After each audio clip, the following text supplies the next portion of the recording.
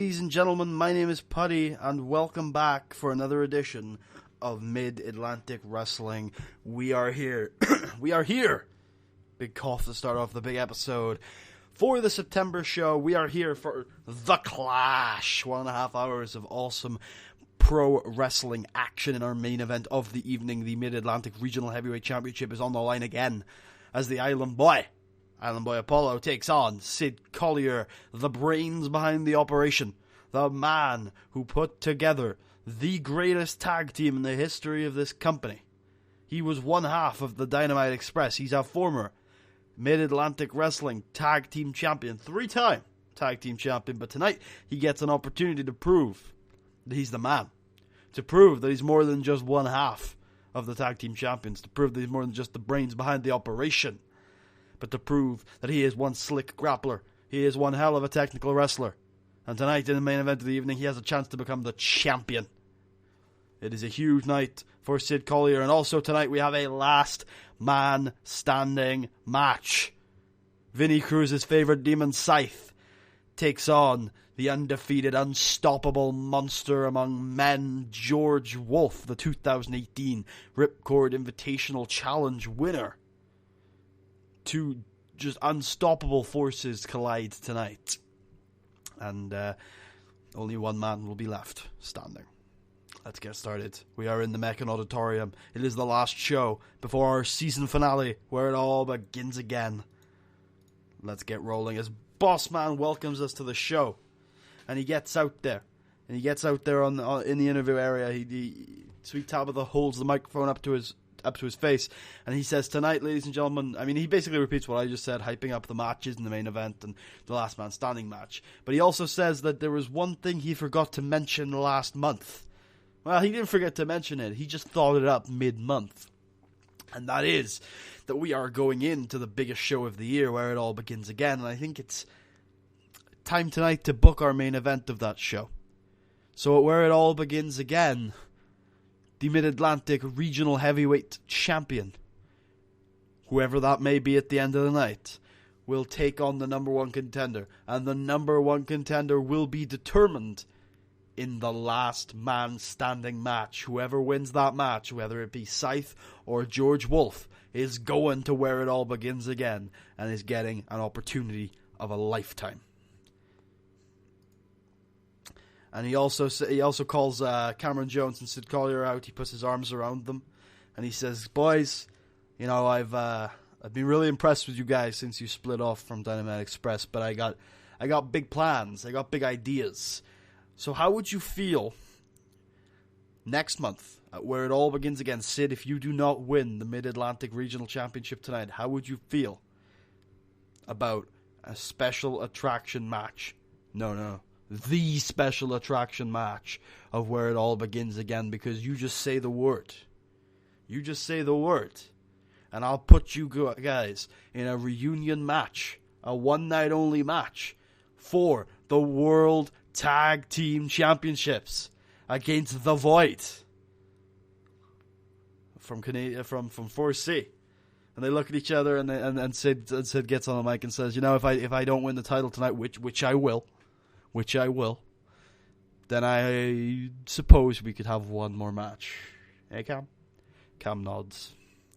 And if Syd doesn't win the title tonight, we have a big special attraction match planned for where it all begins again. As we open up the matches of the show, and we are opening up the Hot Prospect Tournament 2018. Boom. I sprung that on you guys, I think, unless I mentioned it earlier this episode, in which case I'm going crazy. Yes, that is our bracket. A few names might stand out to you, a few names might not. But this is the Hot Prospects Tournament 2018. The quarterfinals will take place tonight, and at where it all begins again. The semifinals in November, and the finals at the Night of the Champions in December. First match of the tournament, Logan Wolfsbane defeats Flamberg by submission with a Boston Crab. Gets a great rating for his old school heel gimmick, just grinding down Flamberg. You know, Logan Wolfsbane, he's got very odd, very weird, yet very developed and advanced technical style. You know, he's got the mixture kind of those throws and those holds that you see from guys like Dean and Marv, the ring generals. But he doesn't throughout the match with someone like Dean, he's always got a victory condition. Always. He's always in a hold that is intended to win a match. With Logan, it doesn't really feel that way. It feels kind of brutish. It feels almost unintelligent, but it doesn't look unintelligent, but it feels unintelligent. You know, like, you can clearly see that Logan knows what he's doing, but you look at it, it's like, why are you not going for victory submissions? You're just stretching a guy, you're just throwing him about, you've got the ability to escape any hold you want, and you're very quick-paced with it. But for some reason, he's never got those nasty, wrenching submission holds. It's always, okay, I'm going to sit in this hold for 15 seconds, move on to the next one. It's never like Dean Waldorf, who's willing to get down on the mat and just grind someone out for submission victory. But he gets up the win in this case, and he does get it with a submission victory. But it only takes one. So we move on to the second quarterfinal match, which was, terrible. Really bad. As Curtis Campbell defeats Orson Bergeron by pinfall with a momentum tackle. Good stuff. No, terrible stuff. Terrible stuff. I'm not even going to lie. This was shit. Moving on to another just brutal back and forth, frantic adrenaline rush brawl between Kamikaze and American Elemental. Their stuff, it's pretty much the exact same thing that we saw a couple months ago, where they just went all throughout the building. Kamikaze using weapons when the ref isn't looking, and these two just putting their bodies on the line, teasing the balcony spot, rolling down those stairs. These two just going crazy all throughout the building until finally Kamikaze gets American Elemental in the ring and cheats to win. Kamikaze gets the leg up on American Elemental on this occasion. And the last man standing match is just a brutal brawl. You know, in the last episode when I told you guys about Cameron Jones versus Island Boy Apollo and how it wasn't, it was kind of, it was Memphis style in that the two of them were just punching each other, but it wasn't Memphis style in that there were hate strikes. There wasn't hatred in their eyes or passion in their blood. They were just punching each other because that's what they do best. In this match, there is hatred in George Wolf and Scythe's eyes. There is violence. There is aggression. They just want to beat each other up so badly. 5 minutes into the match, they're both bleeding. They're both got their crimson mask, but they keep fighting George with those patented chops that you can hear all throughout the Meccan Auditorium. Scythe with that big boot, with that big underworld spike. Nasty little thumb to the throat that he does sometimes to finish matches. George gets put through, table after table. They go back first onto the guardrail. They head into the crowd. They go to that monitor area where all the discarded monitors in the Meccan Auditorium are that Kamikaze just loves to use. And he just picks up one of those monitors, smashes it across the already bleeding head of Scythe. And you just get this feeling that these guys are both monsters.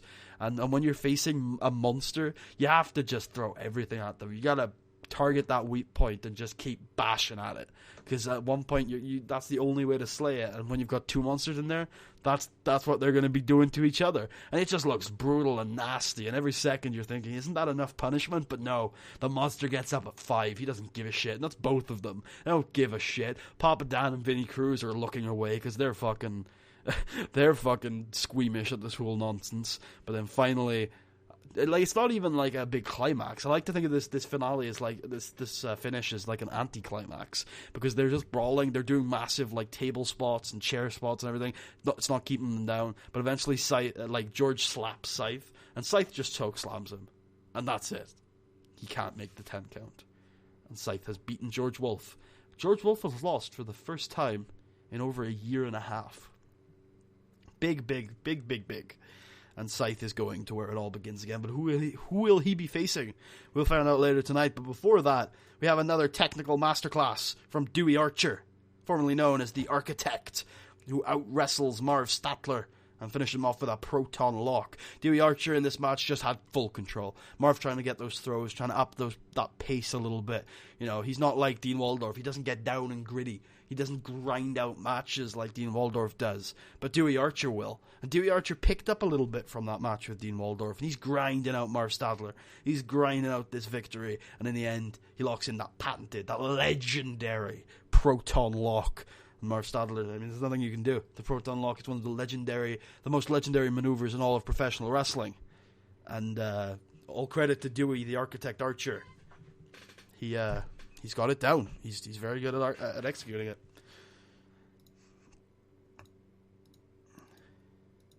And Dewey Archer gets on the mic after the match and just has a smile on his just has a smile on his face, and he says, "You all checked your phones, you all checked the internet, you all seen it. You know what I'm talking about. You all seen it. I know I saw it." Yeah, that's right. That's right. Let's talk about that later. Before we talk about that, I want to talk about what just happened. I just claimed another victim. Because I am one of the greatest technical wrestlers you have ever seen, and finally, all it took was a little bit of an image shift, and you're all starting to see it. You're all starting to realize it. I was trained by Sam Keith, and you know what I'm starting to think? I might be a little better than he was at my age. I might be a little bit better than Sam Keith was at my age. You know, there was a guy who ran around here hating silly gimmicks, hating silly fun and games, walked around here calling himself the best, calling himself the number one, calling himself a wrestling machine. Well, you know who the wrestling machine is now? It's Dewey Archer. Do you want to know who the best there's ever been is now? It's Dewey Archer. Because as a wise man once said, there's only one title belt in the wrestling world that proves that you're number one. And as I'm sure you're all aware, that belt now belongs to Adam Smasher. That's right. Ernest Youngman, your precious Ernest Youngman, lost because he's a loser. He lost up in New York. Yeah, you all saw it. He lost. So you know what? I've got a challenge to him.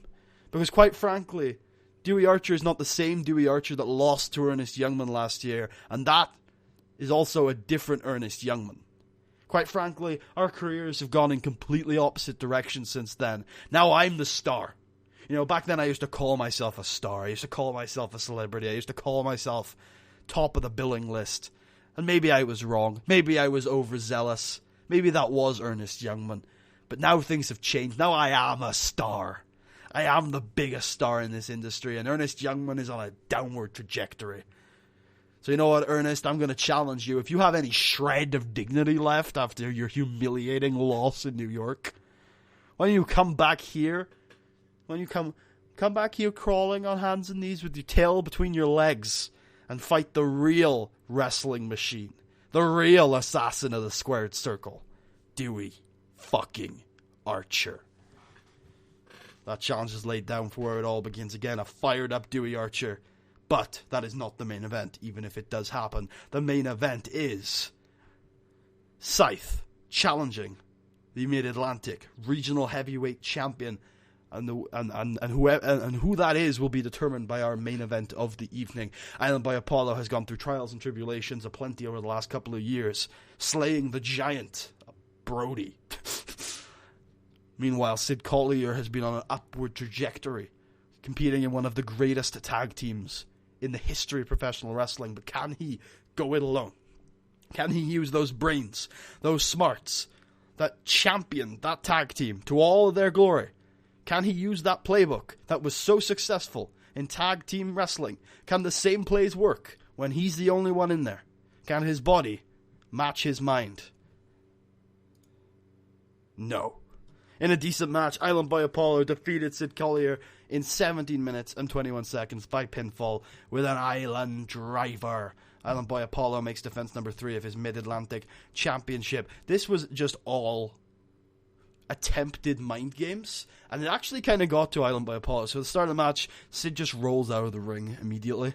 Just rolls out of the ring. And like we've seen throughout the years, the Island Boy Apollo strategy is to get fired up early, hit those big clotheslines, hit those big punches, get a little bit of damage in, but more importantly, get the crowd fired up and get himself fired up. Get that momentum going. But Syd stopped it immediately. He knew. He's done his research. He's watched his tape. I'm sure that P sounded really harsh for you guys. My apologies. He's watched his tape. Let's call it tape. He's watched his tape. And he's seen Island Boy Apollo, and he stops that momentum immediately. He knows what to do. But Island Boy chases him down, he gets him outside the ring, and he gets the brawl going. But Syd Collier, he's a down and dirty kind of guy. He'd prefer to be doing some technical wrestling, but he can throw a punch. He's been in a bar fight before. Look at that guy. He's got such a punchable face. How could he not have been in a bar fight before, am I right? So he throws his punches back, and he matches him. Syd's a big lad. You know, he's not the biggest lad. You know, he's not Giant Brody, but he's a professional wrestler. You know, he's bulk. He's taking his supplements. You know, he doesn't skip leg day. And he gets back in the ring. He returns those punches, you know. And Alan Boy Apollo, you know, might get hit in the chin a little bit. Might get hit with one of those Syd Collier uppercuts. And it rocks him, but he keeps fighting, because that's the one thing. That is the one thing that has championed Island Boy Apollo to be one of the most iconic Mid-Atlantic wrestling superstars of the last 2 years, is his heart. And his ability to just never die. And every time Syd catches him with a nasty one, every time Syd takes advantage, every time Syd kind of gets the momentum back in his favor, every time Syd takes it to the ground, you know, works those holes, working that leg, working that right arm, you know, trying to soften him up a little bit. Island Boy doesn't give up. Island Boy tries to escape. He gets to the rope. He gets to his feet. He gets to his corner. Whatever he needs to get some separation. And then he fights again. Because he knows that if he can get a good sequence together, and if he can hit that Island driver, it's game over. Because when Island Boy Apollo is on a roll, there's nothing in this world that can stop him. Not Giant Brody, not Syd Collier. And he rages out of the corner with a big lariat. And gets a bit of a sequence going, a big press, maybe a scoop slam, maybe something like that. And then finally he's sizing Syd Collier up for another lariat. Syd just ducks, ref's out.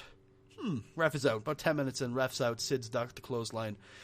And Boy Apollo has knocked out the referee. Syd just rolls immediately. He's rocked. Syd has been rocked for the last couple minutes, but he's able to instinctively roll out of the ring, just grab a chair.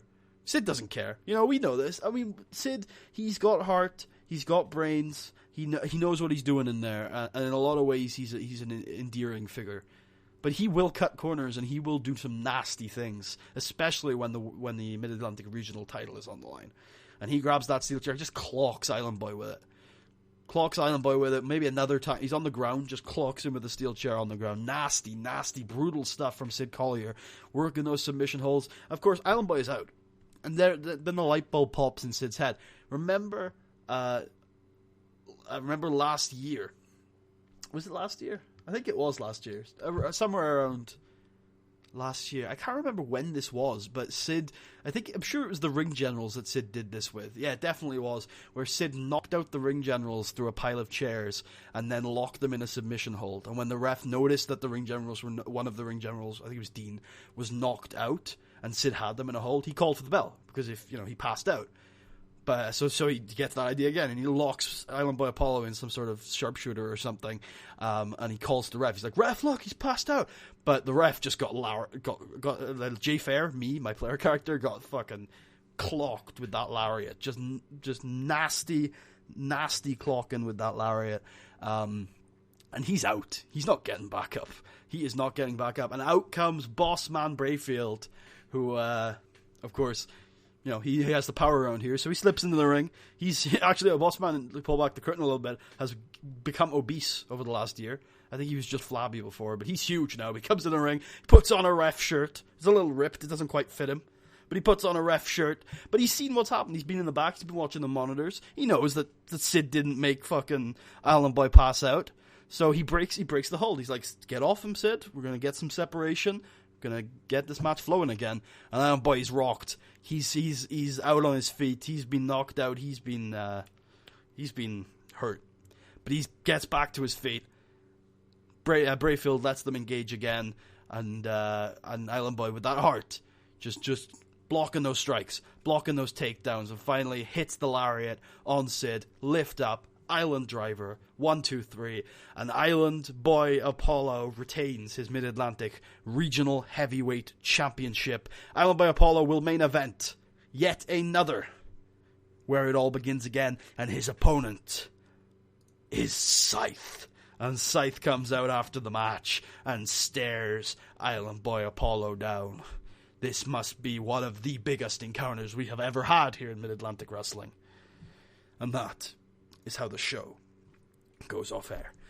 Thank you all for watching. I hope you guys enjoyed. If you did, please leave a thumbs up. Check out the rest of the series. Subscribe if you haven't already. If you're feeling especially generous and really like the show, check out my Patreon. Links in the description. If you want a creative input on the series, first place to tend to go is my Twitter.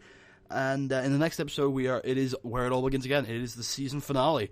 I don't really have to sell it too much. It's usually pretty good, but this year our main event of the evening is Island Boy Apollo defending his Mid-Atlantic Regional Heavyweight Championship against Scythe.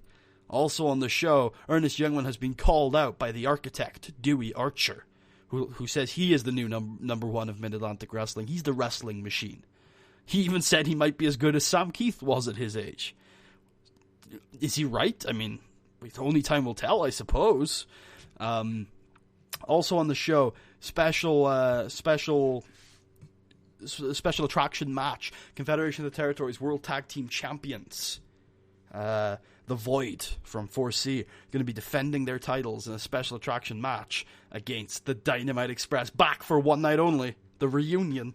Back for one night only to take on the Void for the World Tag Team Championships. And our own regional tag team championships are going to be on the line as the Ring Generals defend against Devil May Care.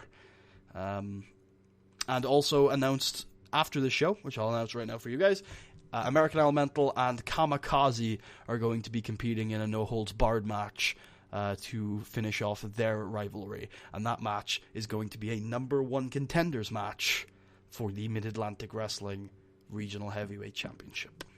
So thank you all for watching. I hope you guys enjoyed. And I was about to go through my whole intro again. Be glad I didn't. I hope you join me next time. If you do, I would be honored. And this has been a fun year. I hope you guys have enjoyed it as much as I have. And let's finish it off with a bang. Let's begin it all again. Peace out, guys.